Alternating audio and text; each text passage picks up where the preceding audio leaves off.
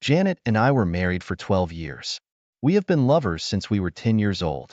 I was never interested in college, so I got an entry-level job at Desmond Engineering as a draftsman straight out of high school. A year later, Janet and I got married, and the following year we became the proud parents of twin girls, Bethany and Brittany. Things were tough for the first few years, but we watched our pennies and things seemed to work out. I was still a draftsman, but I was a few grades higher than when I started. Money was better, but still tight. We managed to save enough money to buy a small house, and we had two nice cars. They weren't new, but they weren't old-fashioned either. Janet always wanted to be a housewife, so she never worked. We didn't need any extra money, so that was fine with me. We were both healthy and in good shape. Janet was a little stockier than when we got married, but not by much. She was just over 5 feet tall and had dark brown hair with bangs. She looked like little Marie Osmond. I haven't changed at all. I played right tackle on the high school football team, so I wasn't small, but I wasn't flabby either. Billy Martin moved to Reading from Lancaster about a year ago and took a job with Desmond Engineering as a surveyor. Billy and I played football against each other and immediately became friends. He also married his high school sweetheart, a redhead named Sarah. Sarah and Janet became instant friends. They didn't have children yet, but they were ideal nannies. When we weren't at work, Billy and I enjoyed each other's company. It was a pleasant break away from my wives. Of course, Janet and Sarah did the same. They went shopping together, went to parties and club meetings, and Billy and I watched the girls on TV. Sarah also took a job as a secretary at Gilbert Engineering, located just outside the city.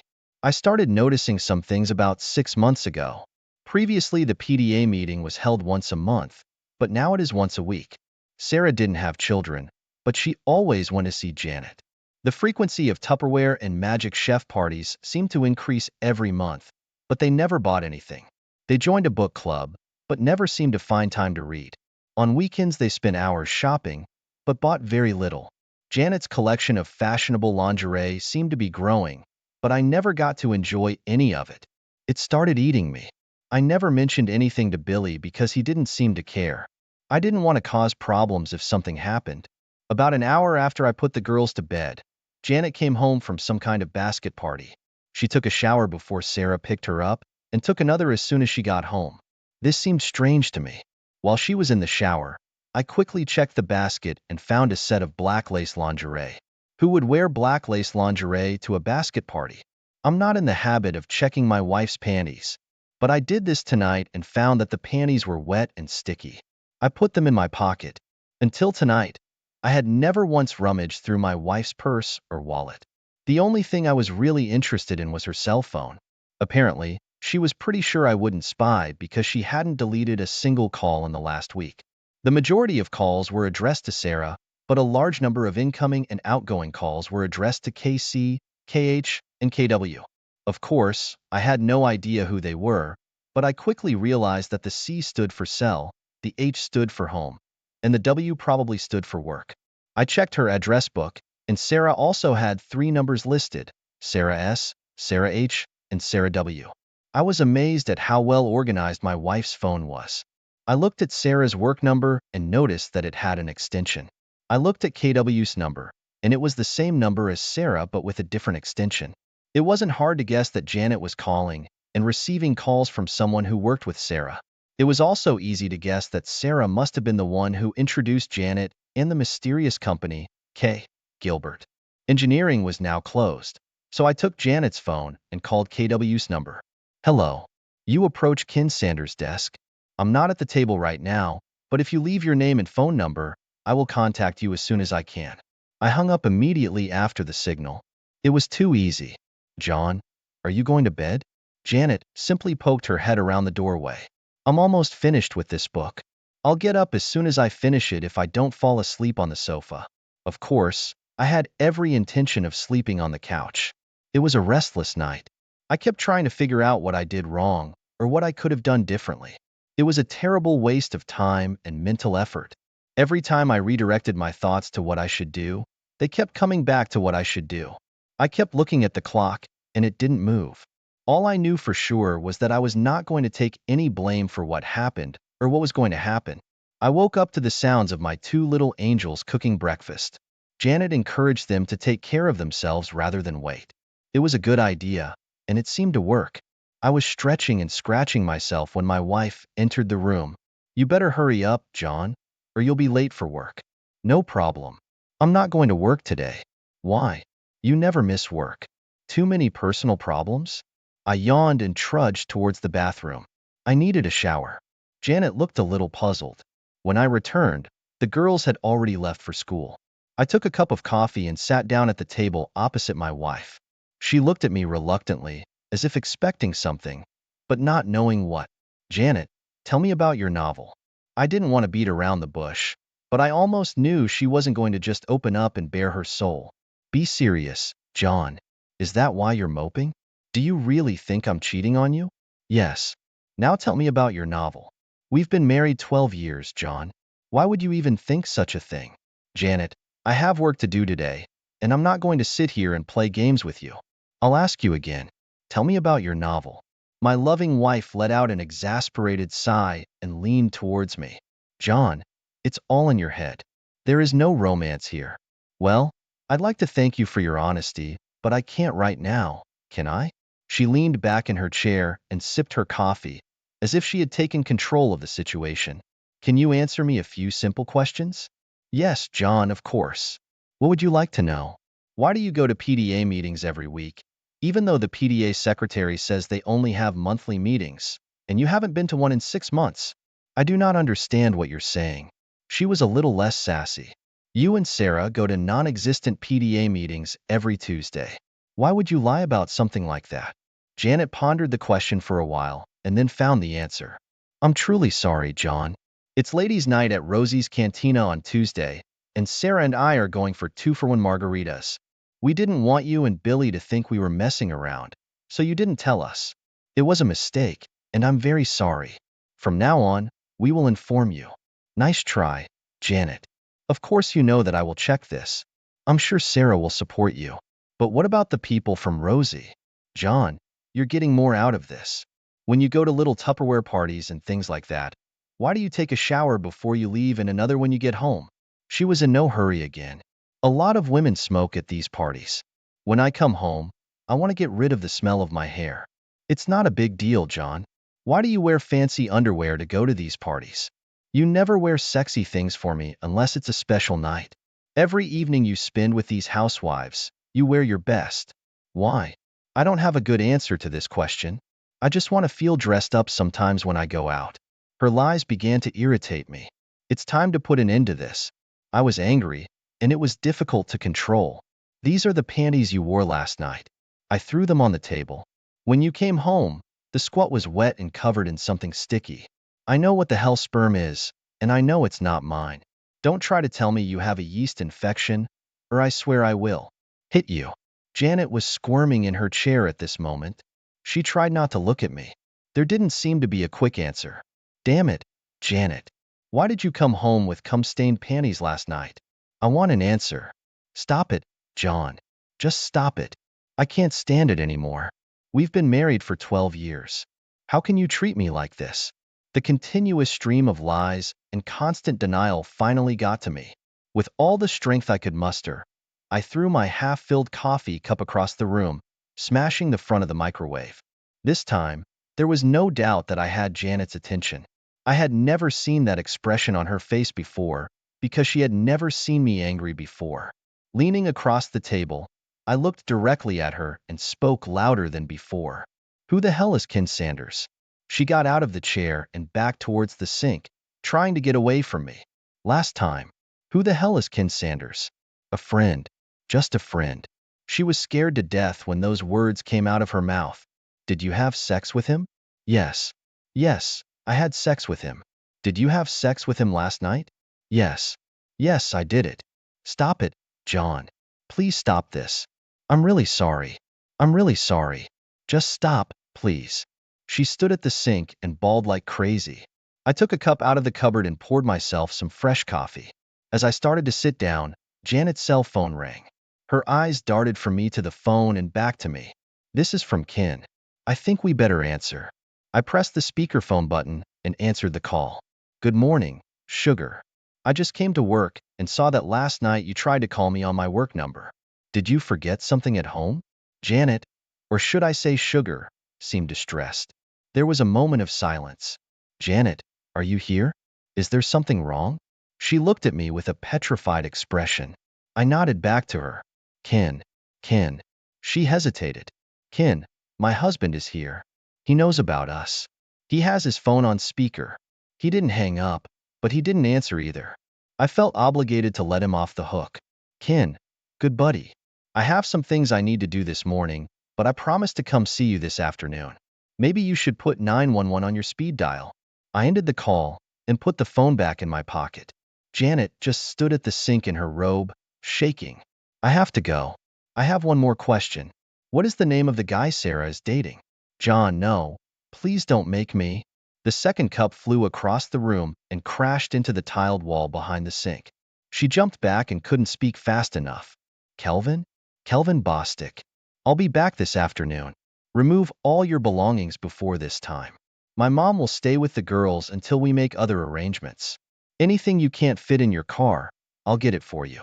Let my mother know where you will be. Do not call me. She didn't move or say anything else as I walked out the door. Of course, I had no idea what to do next. I decided to go into the office and see Billy. I thought of him as a friend and felt that he should know what was going on.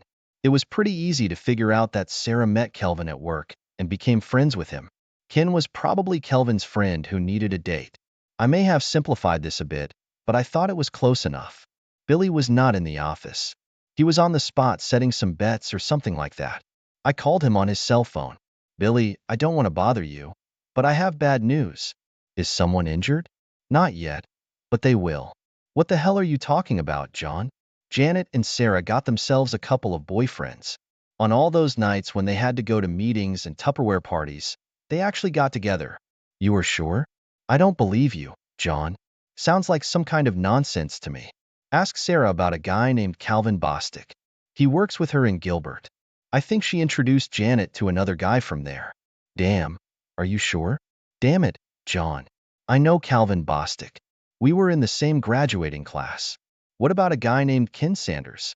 Yes, him too. Tall, skinny guy. Billy, I believe Janet is going to warn Sarah as soon as she can. Janet gave me a whole lot of crap this morning before I pinned her down.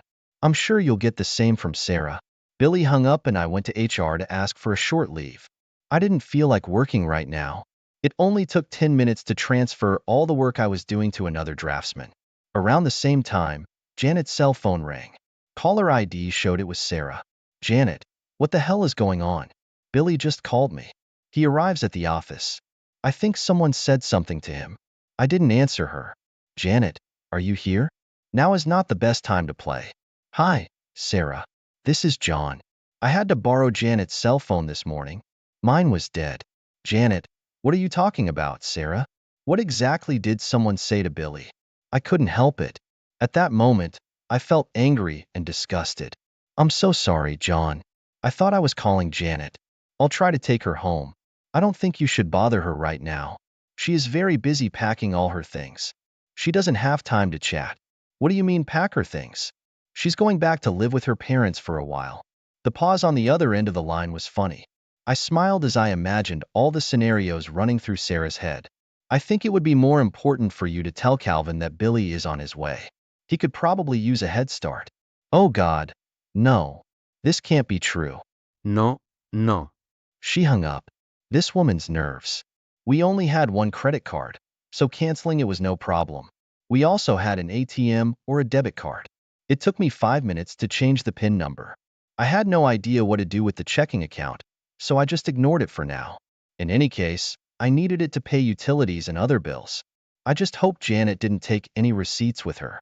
The cell phone rang again, but this time, it was my phone. Billy chased Calvin Bostic out of the Gilbert building and caught him in the parking lot. He was in jail and wanted me to tell his brother from Lancaster to come and post bail for him. I called his brother. There was nothing more I could do for Billy, so I went to Taco Bell. After lunch, I went to visit my mom and dad. I explained everything to them. Mom was more than willing to watch the girls for a while. She stayed with me during the week, and the twins stayed with them on the weekends. Now it's time to visit Ken Sanders. The guys in Gilbert's drafting department were eager to tell me about Billy's visit that morning. The drafting department overlooks the parking lot, and they saw everything that happened. Billy caught Calvin before he could get to his BMW. He threw him over the hood of one of the cars and started smashing his face. The guards followed them and tried unsuccessfully to get Billy out. Finally, one of them hit Billy in the neck with a stun gun. He wasn't home yet when they put him in the police car. They had to take Calvin in an ambulance. One of the guys showed me the office where Ken Sanders worked. It was empty. Looks like old Ken quit suddenly this morning. We walked past Sarah's desk. She wasn't there either, but it looked like she was still working there. 10 minutes later, I found out Ken's home address and headed to the parking lot. It was a small ranch with no garage. There was a white Lexus in the driveway, with the trunk and back doors open. As I approached the door, Ken Sanders came out with an armful of clothes. He dropped everything and rushed back into the house as soon as he saw me.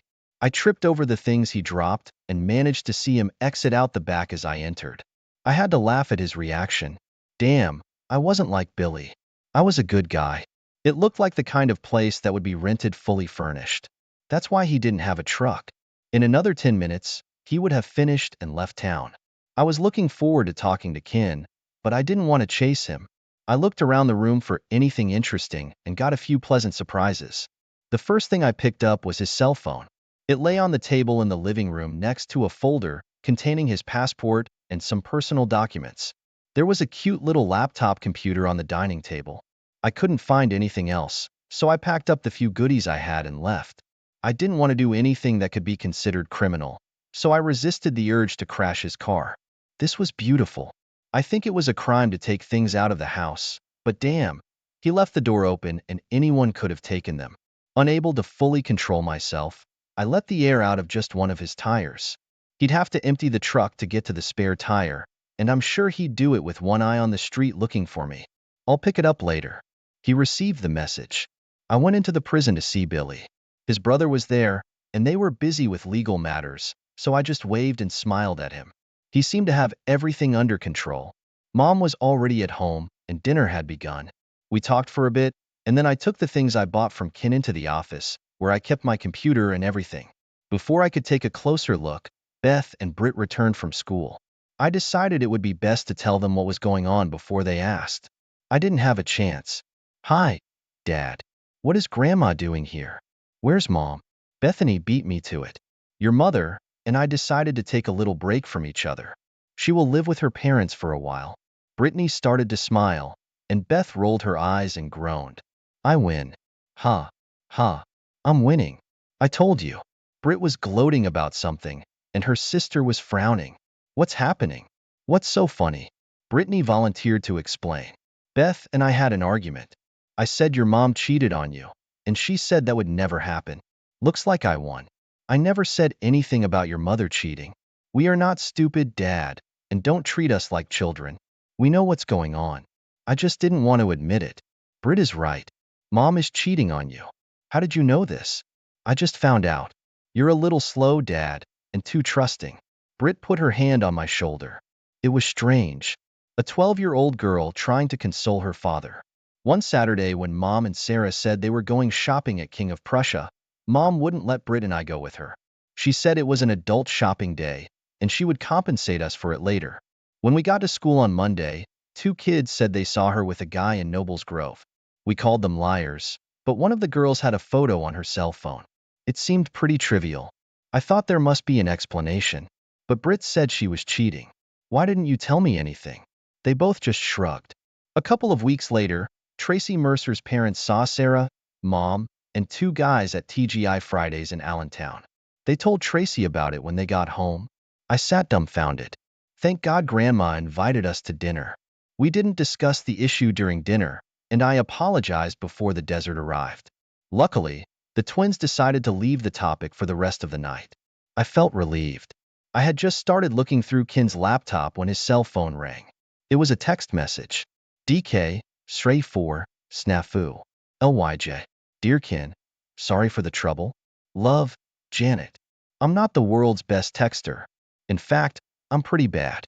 But I had no trouble reading this message. It came from Sarah's cell phone, which meant Sarah and Janet were together. I couldn't resist the temptation. TAJ. Thanks a lot, John. Now she knew that I had Kin's cell phone. I spent the next couple of hours going through files and folders on Kin's computer. There were no emails between Janet and Kin, but there were some interesting emails between Kin and some old friends in Lancaster. I was shocked by what I read, and I definitely didn't like it. Janet and I had been together almost our entire lives, and now I learned that I never really knew her. She seemed to have gotten closer to Kin in less than a year than she had with me in almost 20. While I was replacing the cartridge in the printer, I noticed that I was crying. This is not what I usually do. She had hurt me with her deception, and now I felt the salt in the wounds. Perhaps it was because of my tears. I printed out several emails and a dozen photographs. I would have taken more photos, but I ran out of expensive paper. There were no pornographic images, or even anything racy. All of them were suitable for mixed company. Beth poked her nose in the door and asked if she could call her mother. I didn't feel like I could refuse. My mother was with the twins while they talked to Janet and overheard everything. She didn't eavesdrop, but it seemed like the girls weren't trying to hide anything. Mom later told me that they didn't cut Janet any slack and blamed her for the whole problem. The conversation lasted less than 5 minutes. The emails were extremely interesting. Ken applied and was hired as an engineer for an alternative energy project in Spain. His start date was in 6 weeks. Apparently, he did not warn Gilbert about his departure. I'm sure Sarah knew, but no one else mentioned it. He had all the documents ready for the trip except for my passport. I'm sure he could find a replacement, but he better hurry if he wants to set a start date. I guess he could always go to the police and report that I stole it, but I didn't think he would do that. He hasn't booked his plane tickets yet. One of the letters to a close friend explained a lot. Janet planned to get a divorce after joining Ken in Spain. She realized that I would never allow her to take the girls out of the country, so she was going to declare me an unfit father. The letter didn't go into detail about how she was going to achieve this, but it did indicate that it would be severe enough to revoke my visitation rights for the twins or custody. It was completely despicable. Ken wrote this letter, so it was all rumors. I would have liked to have gotten something original from Janet, but I had to make do with what I had. I printed out several copies of this letter. Mom fell asleep watching Leno, so I sent her to our bedroom. The girls have already gone to bed. I fell asleep on the couch, and there were 4 empty beer bottles on the coffee table. I woke up to the smell of fresh coffee and bacon. Mom always prepared a good breakfast. The girls were finishing their cereal when I approached the table. I had to endure some good-natured digging before I could start cooking the eggs. The conversation was casual until it was time for the bus. Girls, I'm afraid your mother will try to separate us. She plans to declare me an unfit parent, so she can keep you all to herself. I have no problem with shared custody if it keeps you two happy, but I won't give up my right to see you and be with you. I don't want you to have to pick sides, but I want you to know what's going on. Be careful, and I don't listen to any lies. Dad, we are smarter than you think. Don't worry about anything. We love Mom, but we won't let her screw you up or anything. Brittany smiled, and Beth gave me a thumbs up as they walked out the door. Mom filled my cup and sat down with hers. Relax, John. Everyone is on your side. After showering and shaving, I put on some clothes that were a little nicer than what I usually wear. When I left the house, I felt a little strange because I had 3 mobile phones with me. I made a mental note to buy the cell phone charger Ken had given me. I probably won't need it, but I'd rather be prepared for it. I checked into the family services office and waited for the caseworker to call me. I was confused when I finally got the call because I knew the woman who came to my aid, John Terrell. I haven't seen you for over 10 years. What did you do? Jody Mitchell was easy to remember. In high school, she was one of the goth girls. The goths had their own small group and stuck together. They were ostracized by most of the other kids, especially the athletes, including me. She looked normal now, but I'll only ever remember her for her pink hair, black lipstick, and dark eye makeup. The funny thing is that the goths could never determine whether they were into drugs, sexual deviance, or witchcraft. As for Jody, it was probably none of those things, but you always believe the most outrageous things. The sign on her desk read, J. Mitchell, so I assumed that she had never been married. 12 years ago, I could understand it, but today she looked, John, what can I do for you? My train was interrupted by her question. I discovered that I stuttered a little. You look great, Jody. She laughed at my awkwardness. You mean compared to how I looked before? Now I felt embarrassed. Probably, but I didn't mean to imply anything. Relax, John. I was halfway through college when I realized that I was smart enough to see the world as I was, without a false facade. I've been what you would call normal for almost a decade now. I'm much more comfortable saying normal than before. Damn it, but that sounds patronizing. I have a hard time keeping my foot away from my mouth. You must excuse me. Forget it. Why are you here? Before we begin, I need to ask you a question. Do you have a file or report on me? Anything at all? Her fingers danced across the keys like a pianist. There's nothing here, John. You married Janet Wilcox, is that right? Yes, and there's nothing under her name either. It sounds like you two are feeding your children rather than beating them. You have children, right? Yes, we have 12-year-old twin girls, Bethany and Brittany. Fine. Now can we move on to the problem that brought you here? Jody, this is a little far-fetched, and I know it may seem hard to believe, but my wife is planning to leave me and wants to take the girls with her. It's not hard to believe, John. We see this all the time. Shouldn't she have a reason to do something like that? Usually, when a mother comes to us, she has documents or something else to support the accusation. You just checked and there's nothing there now, right? That's right, John.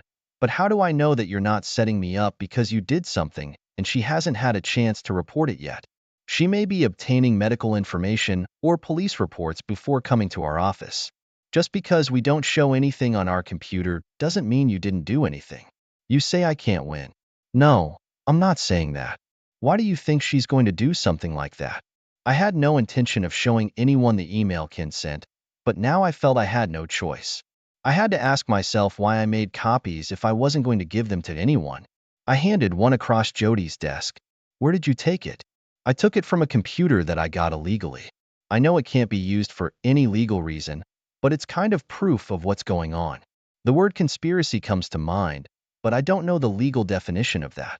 I wanted to talk to you or anyone in this office because I didn't know what to do. I don't know how to protect myself and my daughters from something like this, and I can't afford a lawyer. Jody Mitchell relaxed in her chair. I looked at her and didn't blink. She rocked back and forth several times and leaned toward me. Can you come back tomorrow morning? Yes. Fine. See you then. Can I keep this copy of the letter? I nodded yes and turned to walk out the door. It was nice to see you, John. I smiled and she smiled back. I forgot the goth girl and saw a new Jody. I didn't know any lawyers and didn't know anyone who knew lawyers, so I had to pick one from the phone book. I knew that she was planning to divorce me, but under the circumstances, things could change. I didn't want to take any risks. I wasn't sure what our financial picture would look like in the next few days or weeks, so I asked the lawyer to give me a price up front for the entire package and paid it in cash. I advised him to do it the fastest and easiest way he knows. If she wanted a house, she could have it. Because the property depreciated, it was worth less than the mortgage. I also insisted on joint custody of the twins, at a minimum. I would take full custody if he could do it. I would pay child support, but not alimony. Billy called me on the way to lunch.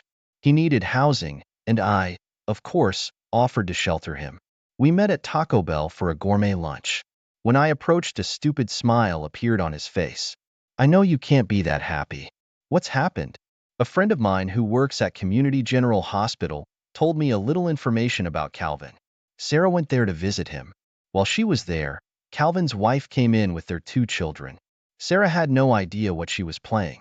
Things got so messy that hospital security had to escort Sarah out. I walked past Gilbert to talk to her, and she was no longer there. She was gone. I think she should be home now, but I'm not sure. Why didn't his wife live here with him? I don't know. Why didn't he go home to his wife and kids on the weekends?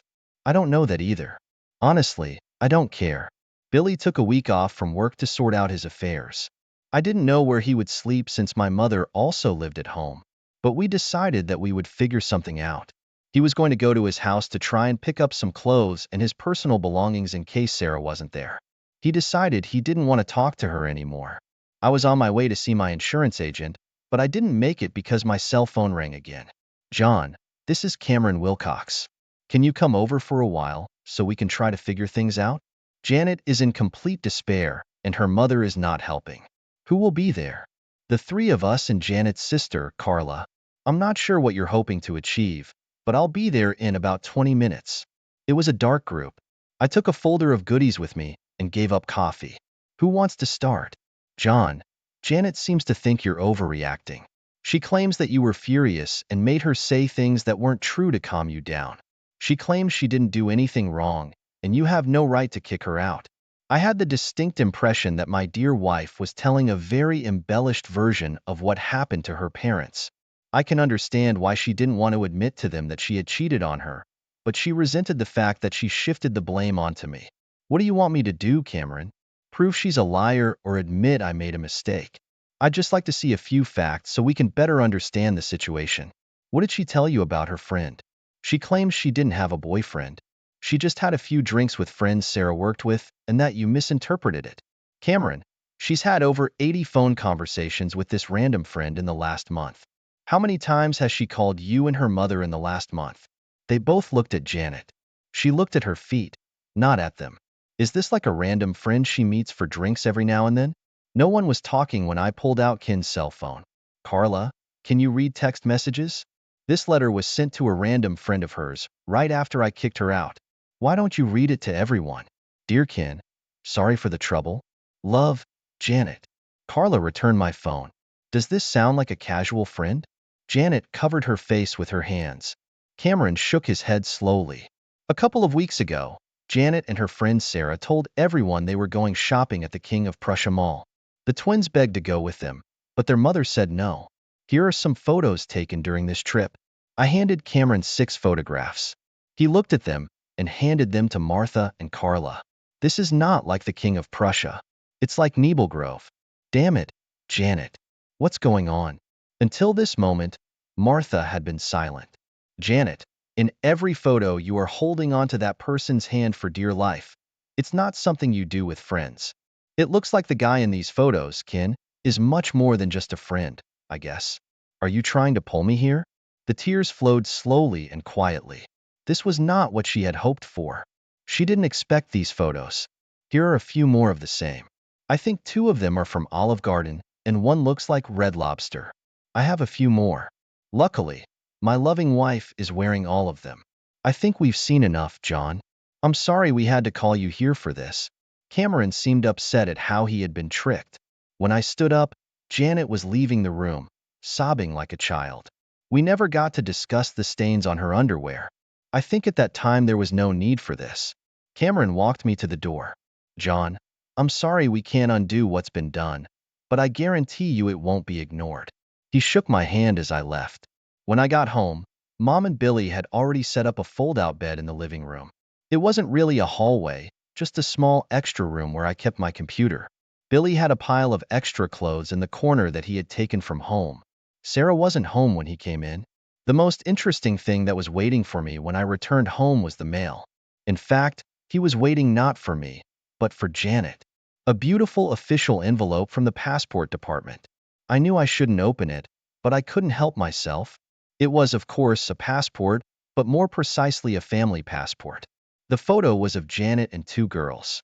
I remember the girls telling me that they had their picture taken, but I never imagined it was for that purpose. Of course, my passport was not in the envelope. I immediately called Cameron and asked him to tell Janet that the goods had arrived. If she needed a passport, all she had to do was send Ken home to pick it up. I would only give it to Ken. I was usually at work when the letter arrived. I would never have known she got it. Cameron told me that they had asked Janet to find another place to live. They had no idea where she was going to go. They seemed a little angry with their daughter. He promised to tell her about the passport. The conversation over dinner was interesting and mostly comprised of girls. Today, a woman from family service came to our school, Bethany said with a shy smile. Would you like to talk a little more about this? Did she talk to you together or separately? We are both at the same time. Her name was Jody. She said you went to high school together. We went to the same high school at the same time, but we weren't together. Britt frowned at me for being smart. Pay attention, Dad. What did she want to talk to you about? You. All she talked about was you. Beth and I agreed that she liked you. Did you understand this from a short conversation? She talked to us for over an hour. We missed the gym and the geography part. They were both talking at the same time, and I was having a hard time keeping up with them. Dinner was interrupted by Carla's phone call. She wanted to talk. I met Sister Janet at McDonald's. We took a corner table with two very hot coffees. John, Janet asked me to try to explain what was going on. She couldn't do it herself. This may sound stupid, but if I have questions, how will you answer them? I don't think I can. All I can do is talk and you listen. I'm sure I'll mess something up anyway because most of it sounded like gibberish when she told it to me. You are setting me up so that you can tell me that you have no answers. Only excuses and justifications. I always knew you were smart, John. Let's get this over with. I have other things to do. First of all, she blames Sarah for everything. Sarah started cheating on Billy, and it sounded exciting and romantic. Janet said she had never had an exciting or romantic experience. All she ever had was you. Loving and reliable.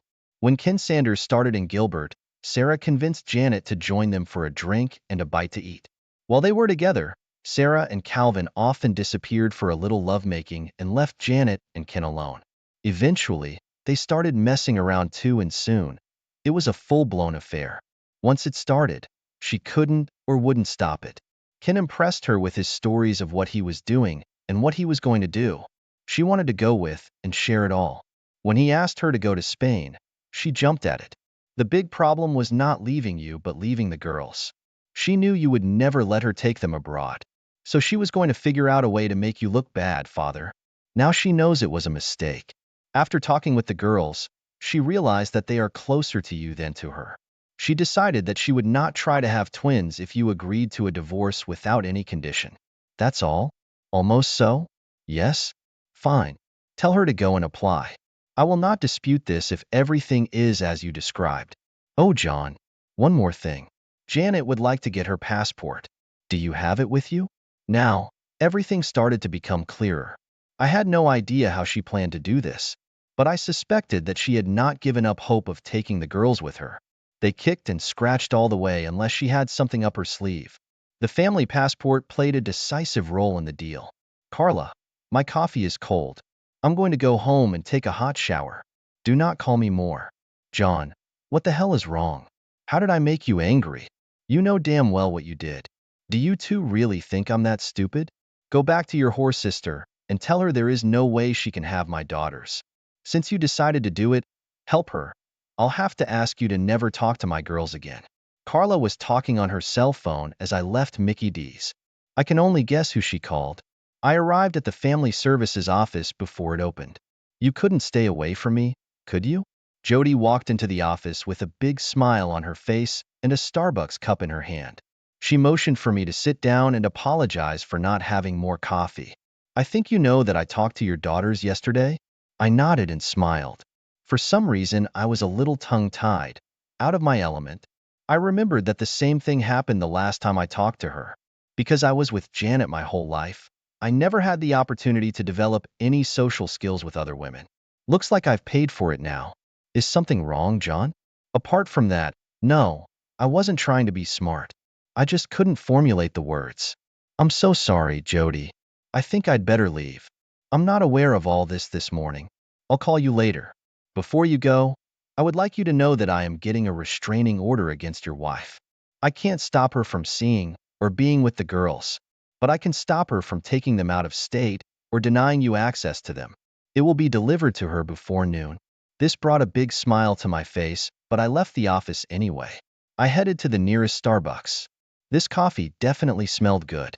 Until today, everything was under control. Now, I felt depressed and confused.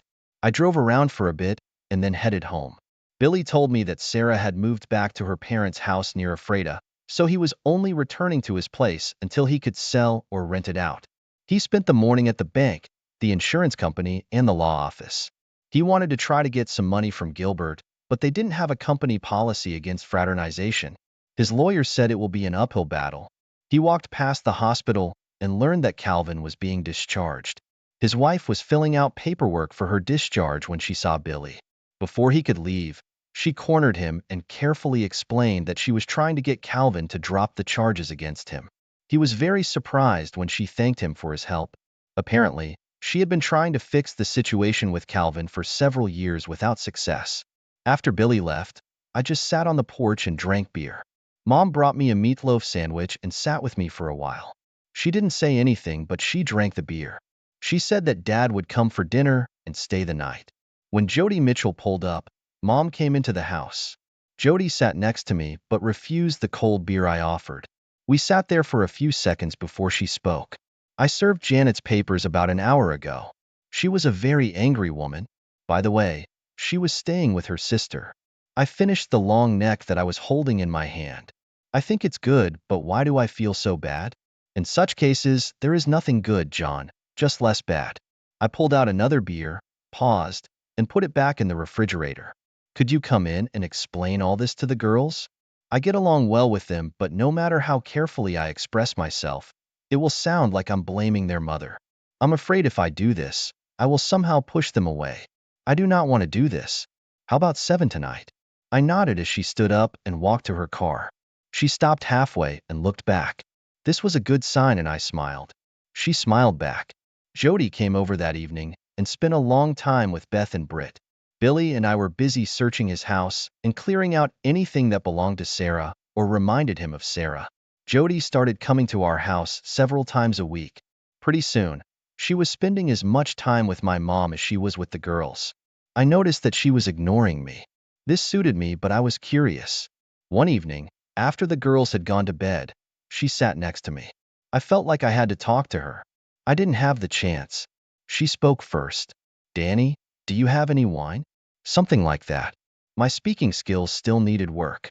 What does it mean? I don't have anything with a cork. I have wine, but it all has screw caps. She seemed to think it was funny. Bring me something red and bring me a bottle. Well, the bottle looked more like a jug, but she didn't seem to mind. I poured it and we drank. Finally, I forced myself to break the ice. I think the girls get a lot of benefit from your visits. How long will you have to see them? Oh, the twins are fine. They don't need to see me. I came to her to see you. I don't understand. You barely even talk to me when you're here. I thought that was what you wanted. Not really. I was just afraid you had some kind of rule against fraternizing with clients. Her quiet laugh made me feel more comfortable. I'm amazed that you didn't even ask to see my tattoos. What tattoos? It was clear that she was trying to engage me in some frivolous conversation to try to relax me. It was a good plan and I appreciated it. I have 4 of them and I got them when I was in high school. 3 are easy to find, but 1 is harder. Are you going to show them to me, or will I have to look for them? It'll be more fun if you watch, but I'm going to need some more wine if you're going to do this. We both laughed as I filled her glass to the brim. The hunt was much more interesting because we had to be quiet so as not to wake the girls. The 4th one was indeed in a very secluded place, and I admired her for a long time before she pushed me away. She left before the twins got out of bed, but I had a strange feeling that they knew what had happened. I told my lawyer from the phone book to finish the divorce papers and deliver them. Janet will have to accept what I suggest or do it herself. She was still living with Carla when the papers were served. There was no answer, and they didn't even call me. Several more weeks passed. Things weren't going well for my father. Mom spent more time there than with me. Fortunately, school was just ending, and the girls moved in with her for the summer. By the end of the summer, Dad was transferred to a nursing home. Billy and I helped Mom prepare the family home for sale, and Mom moved back in with me. Jody visited the girls at their mother's all summer and spent 3 or 4 evenings a week with me. They went shopping and out to dinner together, and I was glad for the attention Brittany and Bethany were giving. At least I didn't envy them anymore. I was pretty sure they knew what was going on between Jody and me. Janet called the girls about once a week, but the conversations were always short, and according to her mother seemed tense. Most of the time the twins didn't even tell me she called. Billy's divorce from Sarah was finalized. I had no idea what my status was. He also decided he wanted to start his own surveying business and asked me to come with him. I didn't have enough money to contribute until my mom came to the rescue. When she and her father ran out of money, Medicare picked up his expenses. Instead of watching it all disappear, she thought I should use it for business. I believe she also thought of it as an investment in her future. 3 months later, Billy and I had our own small surveying business. Fortunately, my drawing skills developed into drawing stories. About a week into the new semester, the twins were visited by their mother. They thought they would go to the guidance office to see Jody, and they were both disappointed to see Janet. They tried their best to be polite and respectful to her, but they still couldn't. She told them she loved them both and was sorry things turned out the way they did. She was going to Spain to see the windmills and would send them some postcards. She promised to call them every year on their birthday and send them amazing Christmas gifts. They said she cried when she left. Janet never called me to tell me she was leaving, but the next week her parents showed up at the house. They apologized again for what Janet did, but made no attempt to defend her or justify her actions. Brittany and Bethany were their only grandchildren, and they wanted to be able to see them. I had no problem with their request. They said Carla was too ashamed to come to me. She was torn between her sister and her parents. 2 months later, my divorce was final. Jody and I went to Red Lobster to celebrate. It was a rare evening without girls. They didn't seem to mind. In fact, I think they were in some ways happy. We spent the night at a local Holiday Inn. The twins were delighted when I returned home at 10 o'clock the next morning. They didn't say anything, but they smiled from ear to ear all day. A year later, things were going great, but unfortunately Dad passed away. Mom expressed interest in moving to Florida with her sister, but did not want to leave the girls. The twins felt that their grandmother had to leave. They carefully explained to me that Jody could take her place even though she couldn't cook as well as my mother. They also insisted that they were old enough to live in separate rooms. It was an obvious and good plan. The girls received birthday cards from their mother, but there was no phone call. She also sent many cards. All the postcards showed Spanish windmills. I wasn't sure what that meant. She sent them 2 fashionable embroidered dresses for Christmas, but didn't expect young girls entering their teens to experience a growth spurt. None of them seemed disappointed that the dresses were too small. Gilbert Engineering became our largest client. Billy was pleased to learn that Calvin was now teaching electronics at Lebanon County Vocational School, which was a big downgrade from his previous position. He was no longer married. Sarah remarried and moved to California. Ken Sanders didn't last 6 months at his new job. He was now working in the States, but no one seemed to know where. Billy contacted his high school's alumni association to see if he could figure it out. My best friend always thought I got away with Ken too easily. The strange thing was that the girls still received postcards with pictures of windmills. There was never any information on the cards, just general sentiments. Cameron told me that Janet called them several times. She worked at a travel agency in Barcelona. She never mentioned Ken or gave them any information about what happened between them. Jody and I went to Maryland to get married quietly. A year later, she was waiting. Brittany and Bethany were just as excited as we were. They were looking forward to having a little goth girl as a sister. I think it was some kind of private joke between the girls and their new mother. They never let me in on it. I never understood the significance of. My wife and I celebrated our 6th wedding anniversary recently, and together we are blessed with 2 wonderful boys. These amazing kids are from my wife's previous relationship, and over the years we have built a strong bond as a family. Our weekends are filled with joy as we embark on various adventures with the boys, such as going to the movies and enjoying dinners together. Being their stepfather has brought me immense happiness, and we always find ways to have a fantastic time as a loving and harmonious family. Around a year ago, our relationship hit a rough patch when my wife went out for a girls' night out with her friends. Upon her return, I could sense that something was amiss. Concerned, I asked her what was bothering her, but she brushed it off, attributing her mood to tiredness from the previous night's outing.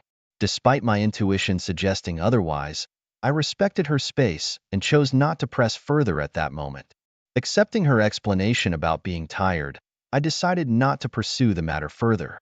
However, over the next few days, I couldn't help but notice that she was spending an unusual amount of time on her phone, even during dinner.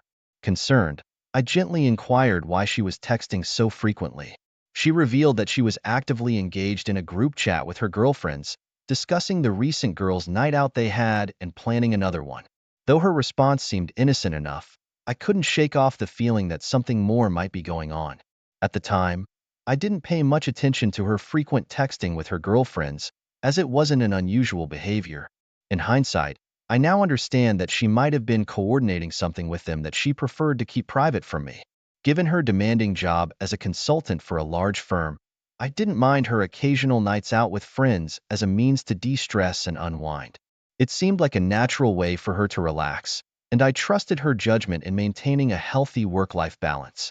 Presently, my wife is excitedly discussing another upcoming girls' night out, marking the second one in less than 3 weeks. While I understand the need for her to unwind and enjoy time with her friends, there's a lingering concern. Among the group she hangs out with, 4 of them are single, making her the only married member. This situation worries me because she seems to be the one with the most to lose in comparison to her single friends. The other women in her circle are single, leading me to feel uneasy about the potential risks involved. I want to maintain a healthy level of trust and respect in our relationship, and I don't wish to be controlling or overly restrictive. The second girl's night out came and went, and afterward, I gently expressed my concerns to her. I emphasized the importance of being cautious and ensuring that her single friends wouldn't inadvertently influence her choices regarding our marriage. Open communication and understanding are crucial, and I want to support her while also safeguarding the commitment we share. Her reaction to my concerns was a puzzled look, but she remained silent. In search of guidance, I decided to drop by my parents' house after work. I shared my frustration with my wife's frequent girls' night out gatherings and discussed my worries with my mom. I explained that all the women she hangs out with are single, and it concerns me because they don't have the same commitments or responsibilities to consider as my wife does.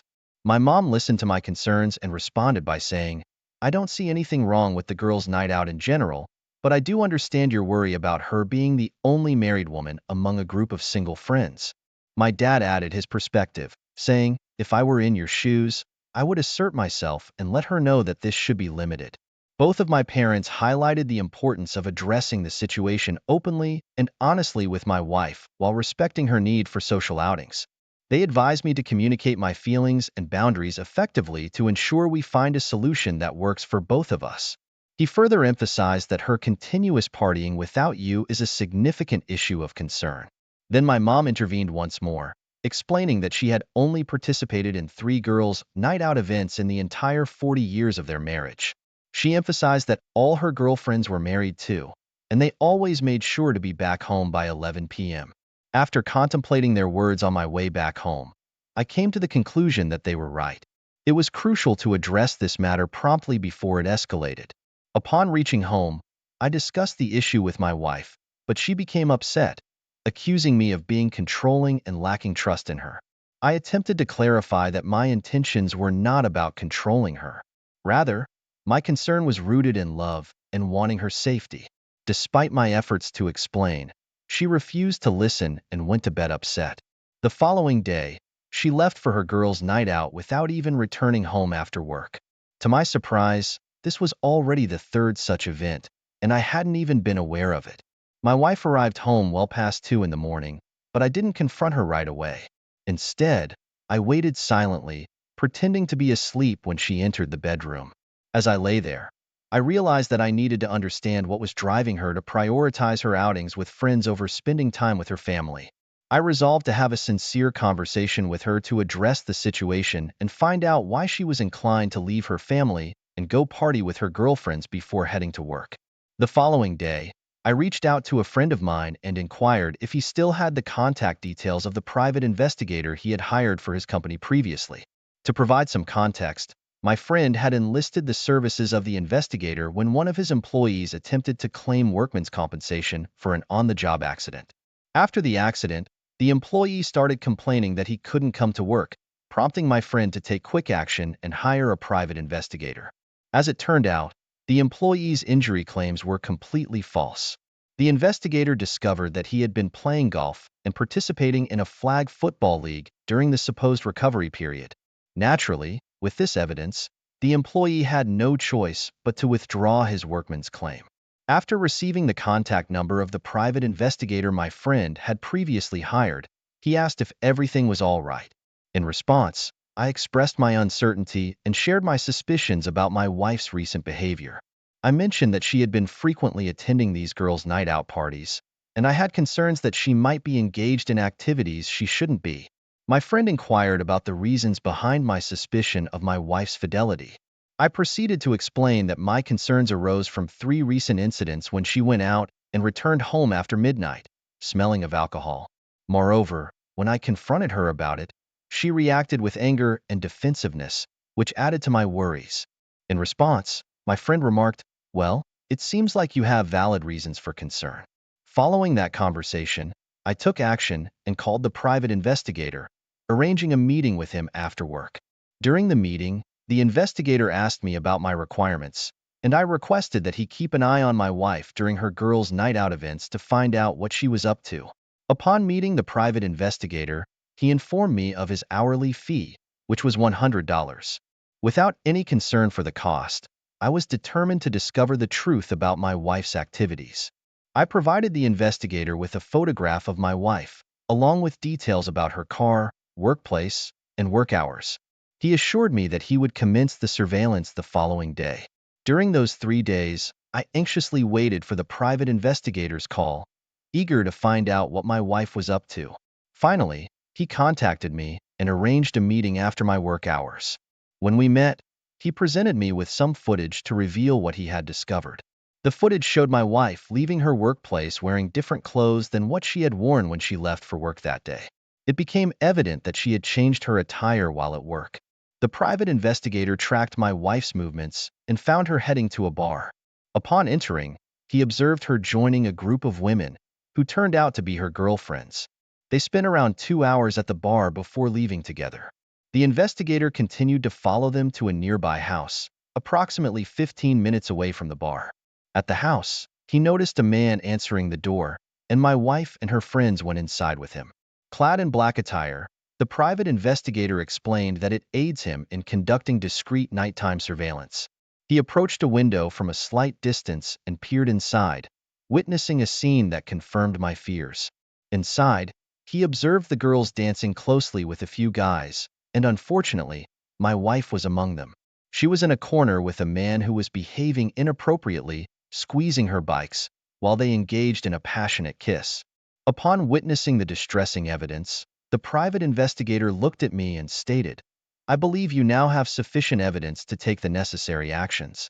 He handed me a flash drive containing the footage and mentioned that he would retain a copy as a precautionary measure. After the meeting, I returned home, feeling overwhelmed with emotion, and tears streamed down my face. It was difficult to come to terms with the fact that my wife, whom I had been married to for 9 years, had cheated on me and continued to do so. Feeling torn about confronting her directly with the footage, I decided not to show it to her just yet. The following day, I got up early and left for work without uttering a word to my wife. As I was on my way to work, she sent me a text, questioning why I hadn't spoken to her before leaving. Despite receiving her message, I chose not to respond at that moment. Upon arriving at work, I immediately made calls to several divorce lawyers, seeking advice on how to navigate the situation and safeguard my interests. Simultaneously, I began searching for a place to stay, as I knew I couldn't continue living in the same house with my wife. The thought of leaving our home was difficult, especially because of my feelings for our boys, but I felt it was the necessary step considering my wife's actions. I felt an overwhelming sense of devastation as my entire world seemed to have been thrown into chaos. I was at a loss for how to make things right again. Divorce appeared to be the only viable solution. There seemed to be no point in attempting to mend our broken marriage. It was evident that she desired the freedom of the single life, and I decided to let her have it. However, I had to approach this situation strategically, ensuring that our boys wouldn't be left alone while their mother enjoyed her girls' night out. Residing in Massachusetts, I knew that divorce in this state was considered a no-fault process, which should make the legal aspect relatively straightforward. However, that evening, when I arrived home, my wife and boys were already there. As I entered, my wife greeted me, asking about my day, while the boys happily said, "Hey, Dad." The moment was emotionally overwhelming, and I fought back tears, trying to keep myself composed. As the hours passed, everyone began to wind down for the night. After putting the boys to bed, my wife came downstairs and invited me to watch a movie together, but I declined, saying that I wasn't up for it. She accepted my response and said, "Okay, I'm going to bed." Later, once she had settled into bed, I used that time to gather my belongings and prepare to leave. I waited until she had fallen asleep before quietly departing from the house, having nowhere else to go. I sought refuge at my parents' house, even though it was quite late. My dad was genuinely concerned about my well-being and asked if I was okay. Wanting to share the truth with him, I sat down with him at the dining room table. With a heavy heart, I opened up the footage that my private investigator had compiled and showed my dad the evidence. He couldn't believe what he saw, and his disbelief mirrored the pain and shock I had been feeling. As my mom joined us downstairs, I decided to show her the evidence as well. The revelation left both my parents speechless, unable to comprehend the betrayal. I mustered the courage to tell them that I had made up my mind to move out and file for divorce. While they seemed disappointed, they didn't attempt to dissuade me. After all, it was clear that my decision was based on my wife's infidelity, and I had reached the point of no return. That night, I stayed at my parents' house, seeking solace in their support during this difficult time. The following morning, I woke up and decided to send a text to my boss, explaining that I would be coming in late due to personal reasons. My boss was understanding and didn't have any issues with my situation. While dealing with my work matters, I noticed an overwhelming number of text messages from my wife, filled with concern about my whereabouts and why I had left the previous night. Despite the flood of messages, I chose not to respond to any of them, still grappling with my emotions and needing some space to process everything that had happened. Taking decisive action, I sought out a divorce attorney and initiated the legal process based on the grounds of adultery. Simultaneously, I made the difficult decision to move out of the house. When I knew my wife wouldn't be home, I returned to the house to leave her a note. In the note, I explained that I had filed for divorce, providing her with the necessary information, and informed her that she could reach me at my parents' house if she needed anything during this tumultuous time. When my workday was over, I headed to my parents' house and noticed my wife's car parked in the driveway. Entering the house, I found her sitting at the kitchen table, tears streaming down her face. She asked me the reason behind filing for divorce, and I mustered the courage to show her the footage on my phone. As I played the evidence, I calmly explained that I didn't deserve to be treated this way and that the trust between us had been shattered by her actions. After a lengthy and heartfelt conversation, we both came to the mutual understanding that divorce was the best course of action for us. I expressed that I didn't have any desire to keep the house, considering it was a rental property, so I suggested that she could have it since she could afford the rent on her own. The divorce hearing proceeded amicably, and the judge granted me a 30-day period to collect the rest of my belongings from the house. I chose not to seek alimony from her as I earned more income, and child support wasn't necessary since the children were already receiving it from their biological father. Our ages were the same, both 33, and the boys were 7 and 8 years old. It was truly heartbreaking because I had developed a deep love for those boys, treating them as if they were my own, even though I knew I wasn't their biological father. When my job presented me with an opportunity out of state, I made the decision to accept it. As part of starting a new chapter in my life, I changed my phone number, only sharing it with my parents and a select few friends. Embarking on this fresh journey, I have managed to build a new life for myself. Almost a year has passed, and I am thriving. I've embraced dating again, and emotionally, I find myself in a much better place. The decision to move and begin anew has proven to be a positive and transformative experience.